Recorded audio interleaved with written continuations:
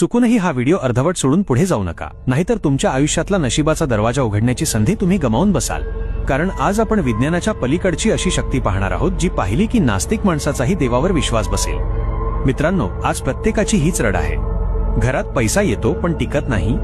दिवस रात्र रक्ताचं पाणी करूनही दारिद्र्य आणि गरिबी पाठ सोडत नाही.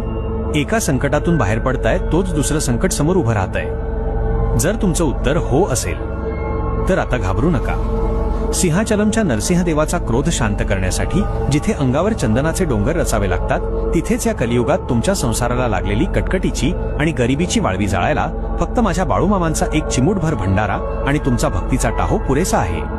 माणसाने विज्ञानाच्या जोरावर चंद्रावर आणि मंगळावर झेंडा लावला असेल, पण याच विज्ञानाला कोल्हापूरच्या मातीत माझ्या राजाच्या एका चिमूटभर भंडाऱ्यापुढे गुडघे टेकावे लागले आहेत. जिथे मोठमोठ्या हॉस्पिटलच्या मशिनरी बंद पडतात, जिथे डॉक्टरांचे हात थरथर कापतात,